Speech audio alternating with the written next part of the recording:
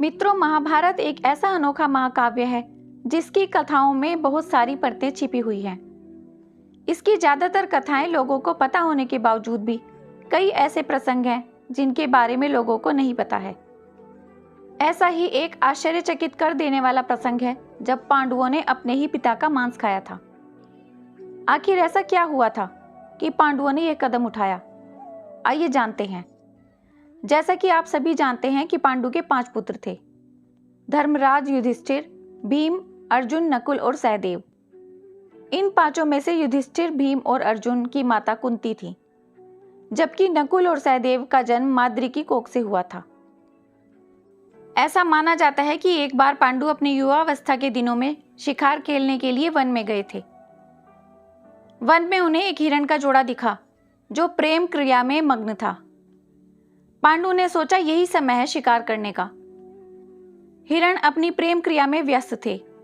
तब तक पांडु ने धनुष से बाण छोड़ दिया। जैसे ही बाण उन हिरणों को जाकर लगा तो वे अपने असली रूप में आ गए।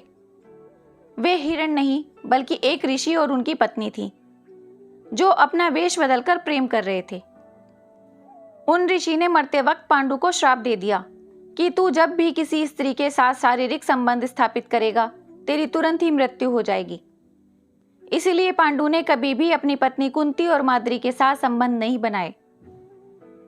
बताया जाता है कि माता कुंती को दुर्वासा ऋषि द्वारा वरदान दिया गया था कि वह किसी भी देवता का आह्वान कर उनसे संतान प्राप्ति कर सकती हैं। बाद में माद्री ने भी देवताओं का आह्वान किया और नकुल और सहदेव को अपने पुत्र के रूप में प्राप्त किया। पांडु को 5 एक से बढ़कर एक वीर पुत्र तो प्राप्त हो गए, परंतु इसके बावजूद भी वे बहुत खोए खोए से रहते थे। उन्हें अपने किए हुए पर बहुत पछतावा था और इस बात की चिंता सताती रहती थी कि 5 में से एक भी पुत्र में उनका स्वयं का कोई अंश नहीं है। यह सोच सोचकर ही वे बड़े ही दुखी रहने लगे। एक दिन उन्होंने अपने पुत्रों से इस संबंध में वार्तालाप करने का निश्चय किया और युवावस्था प्राप्त कर रहे अपने 5 पुत्रों को अपने पास बुलाया। उन्होंने अपने सभी पुत्रों से कहा कि मैं अपने श्राप के कारण विगत 16 वर्षों से तुम्हारी माताओं से दूर रहकर ब्रह्मचर्य का पालन कर रहा हूं, जिसके कारण मुझे कुछ दुर्लभ शक्तियां और दिव्य ज्ञान की प्राप्ति हुई है। मेरे जीवन की यह आखिरी इच्छा है कि यह ज्ञान और शक्तियां मेरे मरने के बाद तुम 5 को मिल जाएं। हालांकि साधारण रूप में तो यह संभव नहीं है, परंतु यदि मेरी मृत्यु के बाद तुम सब मेरे शरीर के मांस का एक एक टुकड़ा खा लो तो तुम्हारे अंदर मेरे सारे गुण, शक्तियां और ज्ञान पहुंच जाएगा। ऐसा करने से मेरा एक एक अंश तुम सबके शरीर का हिस्सा बन जाएगा। पांडु की इच्छा को सुनकर सारे पुत्रों ने इसे पूरा करने का वचन दे दिया। कालांतर में एक दिन पांडु अपनी पत्नी माद्री के साथ वन में विचरण कर रहे थे। उस दिन माता माद्री के रूप की सुंदरता को देख पांडु अपना होश खो बैठे। उनकी सुंदरता के आगे वे अपना श्राप, अपना ब्रह्मचर्य व्रत सब भूल गए और माद्री के साथ प्रेम संबंध स्थापित करते ही उनकी मृत्यु हो गई।